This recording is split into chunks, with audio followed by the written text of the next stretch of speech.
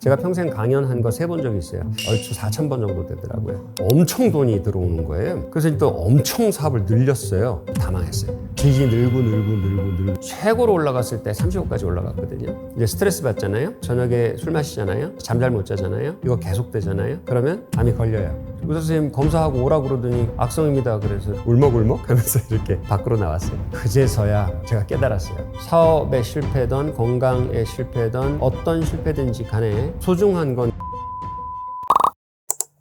지식인사이드 구독자 여러분 반갑습니다. 예전에 영어 선생이었고 최근 10년 동안은 영상 제작업을 하고 있는 문단열이라고 합니다. 자기가 성공을 했다고 제 입으로 말하기는 좀 부끄러운 얘기인데 그때만 해도 뭐 KBS, MBC, SBS, EBS 그거밖에 없던 시절인데 EBS의 메인 시간대 영어 프로그램이 나가게 되고 그렇게 쿵짝쿵짝 재밌게 하는 거는 그 시대에는 처음이었지 사실은. 그러다 보니까 반응이 뜨거워서 처음에는 이렇게 사람들이 알아보기 시작하더라고요. 예를 들어서 무슨 가족들하고 놀이공원에 갔는데 선생님 안녕하세요 이렇게 인사를 받아서 너무 신기했어요. 근데 조금 지나니까 길거리를 댕기는데 지나가는 사람 절반 정도는 알아보더라고요. 그런 시절이 있긴 있었죠. 단적으로 말씀드리면 저는 유명 강사가 되기 위해서 노력한 건 하나도 없어요. 그때는 어떤 때였냐면요. 학원이 아니라 식당이든 뭐가 됐든 프랜차이즈 사업이 뭔지 한국 사람들이 하나도 모르던 때였어요. 그러니까 식당조차도 프랜차이즈가 없던 시대였거든요. 근데 일본에 몇백 개 있는 프랜차이즈 학원의 기술을 들여다가 그거를 이제 시스템을 배우다 보니까 제가 눈을 떴죠. 앞으로 프랜차이즈 시대가 한국에 올 것 같다. 나도 그런 시스템으로 선진 학원을 하고 싶다. 이렇게 사업의 꿈이 있었어요. 그래서 학원을 차린 다음에 무지하게 고생해가지고 첫 달 제가 기억나요. 첫 달 학생 140명 모았는데 1년 반 고생해서 1,300명까지 올라갔어요. 학생이. 그래서 이제 엄청 돈이 들어오는 거예요. 그래서 또 엄청 사업을 늘렸어요. 한 층 하던 거를 2층, 3층으로 늘렸어요. 돈 이제 끌어가지고 늘렸는데 IMF가 딱 터진 거죠. 그러니까 학생이 절반으로 팍 줄어들고 저는 그때부터 이제 적자가 나기 시작하고 그때는 너무 젊어가지고 제 만 30이었어요. 이거 조금만 기다리면 지나갈 줄 알았어요. 이게 IMF가 뭔지도 몰랐어요, 저는. 그래서 버티기를 시전하다가 빚이 늘고 이랬었거든요. 제일 큰 장애물은 저 자신이었어요. 왜냐하면 제가 열심히는 살았어요. 얼마 전까지만 해도 평생 휴가라고 어디를 다녀온 게 2번 정도 있을까 말까 했었거든요. 근데 내가 제일 중요한 게 있고 2번째 중요한 게 있으면 나에게 2번째 중요한 건 반드시 제일 중요한 것 때문에 희생당하거든요. 우정이 제일 중요하면 그리고 돈이 다음 중요하잖아요. 그러면 우정 때문에 반드시 돈이 희생당해요. 유명해지는 게 제일 중요하면 유명해지는 것 때문에 다른 것들이 반드시 희생당하는 일이 생기거든요. 그러니까 저 같은 경우는 사업한다는 느낌이 되게 중요했나 봐요. 사람들 데리고 으쌰으쌰 하면서 폼 좀 잡고 막 사무실 이렇게 멋지게 차려놓고 매출도 올리고 하는 게 겉멋이지. 그게 중요하다 보니까 실질적으로 사업이라는 거는 자기가 이름이 있다고 이름 걸어놓고서 펄럭거리고 돌아다니면서 홍보하고 한다고 되는 게 아니고 관리하고 통제하고 계획하고 전략을 세우고 신나게 노력을 하고 시스템을 구축하고 지금 와서 보니 열몇 가지가 되는 거에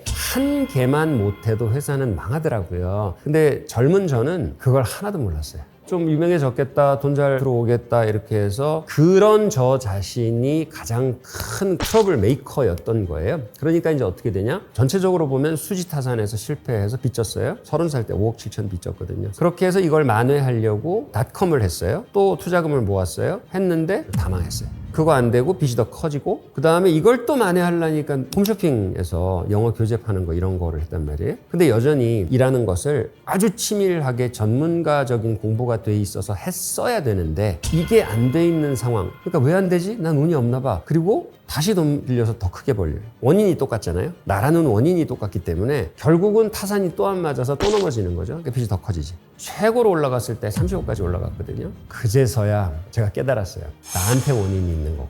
한 번 실패는 운일 수 있어요. 2번 실패는 직원들 탓일 수도 있어. 근데 3번, 4번 실패하면 이거는 나한테 문제가 있는 거 아닌가? 아, 나는 장인일지는 몰라도 상인은 아니구나. 장인과 상인의 차이가 뭐냐면요. 상인은 90점짜리 물건을 만들었는데 팔리잖아요. 그러면은 그 물건을 그냥 팔아요. 돈 벌기 위해서 장인은 90점짜리 물건을 만들었는데 팔리는데도 불구하고 이게 98점을 만들기 위해서 들어오는 돈을 다시 재투자하거든요. 그리고 적자가 나요. 꼭 그런 스타일이에요, 제가. 완전 장인 스타일이거든요. 제 나이가 그때 아마 40 중반 정도였을 거예요. 그러니까 15년 정도 고생을 하고 나서야 나의 본성은, 나의 태어난 디폴트 값은 상인은 아니라는 결론에 이르는데 수업료 30억이 들었고 저는 그렇게 중년이 돼버린 거죠. 그런 모든 고난들이 문제는 저였어요. 아무나 사업하면 안 됩니다. 계산은 안 해봤는데 예전에 최근 10년 동안 세무서에 소득 신고한 거를 띄워오라는 데가 있었어요. 띄워봤더니 1년에 4억 정도씩 10년을 벌었더라고요. 그러니까 그게 빌딩 한 채잖아요. 그 당시로 말하면. 근데 내가 이걸 띄워놓고서 너무 한숨이 나오는 게 첫 마디가 이거였어요. 이거 다 어디 갔지? 말씀드렸듯이 제가 쓸데없이 사업을 벌려가지고 제가 고생을 좀 했습니다. 제가 평생 강연한 거 3번 적이 있어요. 얼추 4,000번 정도 되더라고요. 강연해서 뛰어가지고 이걸로 돈을 다 갚자. 그 정도로 갈아 넣었어요. 잠도 거의 안 자고 운전석 조수석에 앉아가지고 책 쓰고 KTX에서 살다시피 하고 하루에 막 광주 떴다가 부산 떴다가 경주 떴다가 막 이렇게 돌아다니고 사업을 안 되면 이렇게라도 갚아야지. 죽나 안 죽나 해보자 그랬더니 죽더라고. 이제 스트레스 받잖아요. 몸이 힘들잖아요. 그러니까 힘들면 저녁에 술 마시잖아요. 잠 잘 못 자잖아요. 이거 계속되잖아요. 그러면 암이 걸려요. 그래서 뭐 47? 그때쯤이었던 것 같은데 의사 선생님 검사하고 오라고 그러더니 악성입니다. 그래서 악성이 뭐예요? 암이라고요? 그랬더니 암입니다. 확실해요?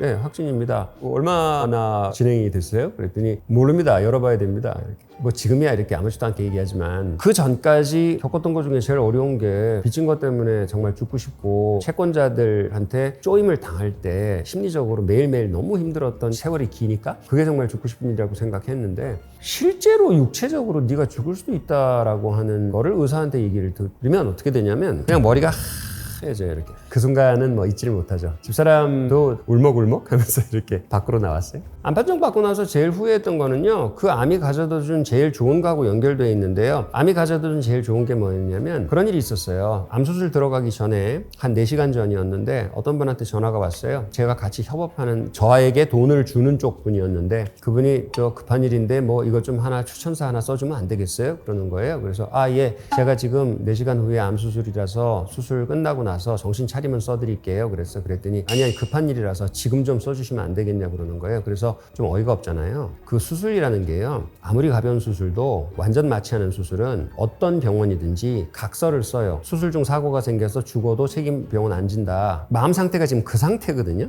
근데 아니 그게 아니고 지금 급한데 그냥 하나 써주시면 되는데 그래서 내가 저 지금 암 수술 4시간 전이고요. 지금 이제 마취 들어가야 되는데 정신 차리면 그때 해드리겠습니다. 그랬더니 이분이 바로 화를 내면서 못 해주신다는 거예요? 이러는 거예요. 그래서 내가 못 해주겠다고요? 그랬어요. 그리고 이제 들어갔다 이제 나와서 이제 곰곰이 뒤돌아봤는데 그분은 그 후로 절교했어요. 그리고 절교가 전혀 후회되지도 않고 그러면서 이제 무슨 생각이 드냐면 이런 일이 생기니까 상종을 해야 될 사람하고 아닌 사람하고가 홍해 갈라지듯이 쫙 갈라지는데 그게 다 보여요. 그 이전에는 괜히 우려 섞이게 겁나서 만나는 사람들이 많았어요. 뭐 또 선배들도 만나자니까 만나줘야 되고 동창회도 가봐야 되고 명함도 다 보관했다가 뭐 이것도 인맥 관리해야지 되고 이렇게 노이즈가 잔뜩 낀 삶을 살았거든요. 근데 큰 병이 걸리면 내가 에너지와 시간이 제한이 있기 때문에 혹시 몰라서 만나야 되고 혹시 몰라서 해야 되고 이런 것들이 없어져요. 굉장히 명쾌해져요. 그러니까 너무 좋아. 그런 면에서 봤을 때 정말 소중한데 못했던 거가 그제서야 뒤돌아서 굉장히 쓰라리게 다가오는 게 뭐였냐면 내 추억에 딸들하고 놀아준 기억이 별로 없는 거예요. 마음이 너무 아프더라고요. 여자애들은요 초등학교 한 3, 4학년 되면요 이런 일이 생겨요. 아빠 왔다 그러면 와서 이렇게 껴안잖아요. 이렇게 껴안는데 어느 날 몸을 틀어. 이렇게 정면으로 안 껴안고 갑자기 이렇게 응 하고 이렇게 몸을 틀어. 이런 날이 와요. 근데 그게 올 그 시점부터 얘들은 친구들을 더 좋아하고 아빠하고는 멀어지기 시작하거든요.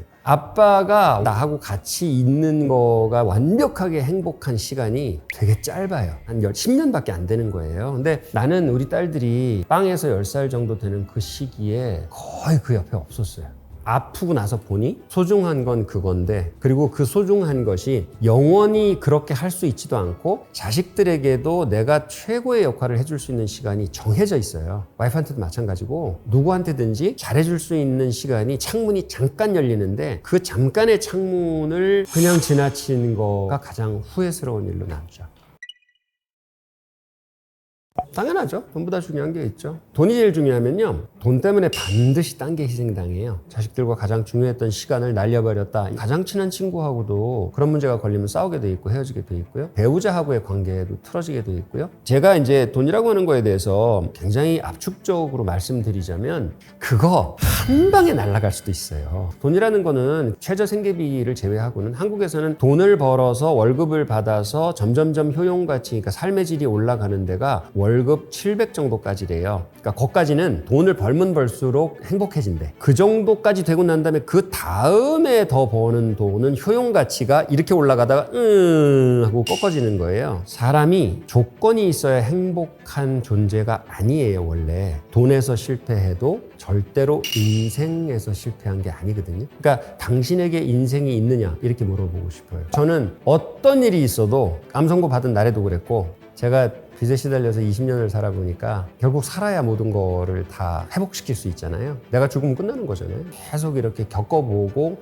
체험해보다가 깨달은 게 그거예요. 내가 낮에 어떤 실패자 소리를 들어도 일단 문 닫고 집에 들어가면 그때부터는 그 누구도 나를 해칠 수 없다라고 하는 거가 제 안에 굳어져 갔던 것 같아요. 그게 저를 살아있게 했고 그냥 끝간데 없이 새로운 시도를 하게 했던 것 같아요. 나이 들어서 하고 싶은 일을 하고 싶어 하시는 분들이 너무 많은 걸로 제가 알고 있는데, 제가 새로운 일을 시작하면서 이런 생각으로 시작했었어요. 이 두 가지 조건이 있어요. 첫 번째는 뭐냐면, 영상을 왜 시작했냐면 도전을 해도 젊은 사람들하고 같이 경쟁할 수 있는 정정당당한 도전을 하고 싶었어요. 정면 승부를 하고 싶었거든요.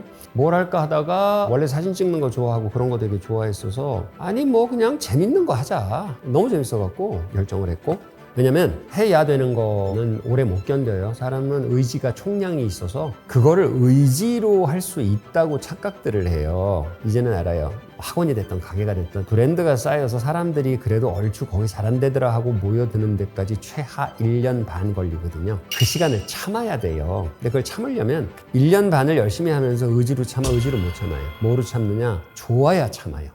좋으면 참는 게 아니에요. 그러니까 해야 되는 게 아니라 그냥 해지는 거거든요. 일단 그런 거 하셔야 돼요. 그런 거 해서 돈이 벌립니까? 아니요. 돈이 벌리는 건 나중 문제고요. 또 하고 싶고 또 하고 싶고 또 하고 싶으면 아무리 손가락을 빨고 힘들고 적자가 나고 그래도 하게 돼서 결국은 늘어서 거기까지 가는 거죠. 그래서 하고 싶은 거를 하셔야 된다. 두 번째는 뭐냐면, 중년이시면요, 예를 들어서 40대 중반 후반 50대 이렇게 이상 되시면요, 젊은 사람들하고 일을 하셔야 성공해요. 요즘 시대에 적응되어 있는 20, 30대하고 같이 일을 안 하면요, 그 윗세대 중년들은 요즘 시대식 소통, SNS라든지 마케팅이라든지, 그래서 젊은 사람들이 모여야 잘 되는데 물건도 젊은 사람들이 사줘야 발전을 하는데, 누가 제일 잘 알겠어요? 젊은 사람들이 뭘 사는지? 젊은 사람이 알죠. 이제 문제, 여기서 이제 가장 큰 문제가 나옵니다.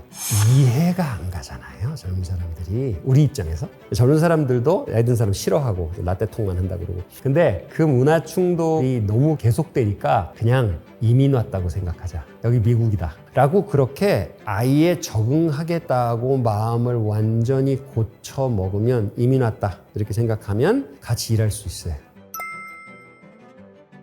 제가 말씀드렸는데, 어떤 시련을 겪던, 인생에서 시련이라고 부르는 것들은 사업에 실패든 건강에 실패든 그 다음에 사회관계에 실패든 어떤 실패든지 간에 그거는 이 사회가 만들어 놓은 게임 속에서의 실패예요. 게임에서 실패했다고 진짜 인생에서 실패한 게 아니거든요. 진짜 인생은 조건이 없는 곳이에요. 그냥 조건 없이 기쁠 수 있고 조건 없이 기분 좋을 수 있고, 그 조건 없는 인생에서의 실패가 아니라 그저 한 가지 종목 게임에서의 실패이기 때문에 이것만 확실히 알고 있고 게임에서 자주 빠져나올 수 있는, 주기적으로 빠져나올 수 있는 생활 패턴만 만들어내신다면 충분히 실패를 극복할 수 있을 거라고 생각합니다. 게임 한 트랙, 진짜 인생 한 트랙. 그래서 인생은 투 트랙, 이렇게 살아가시면 좋겠습니다.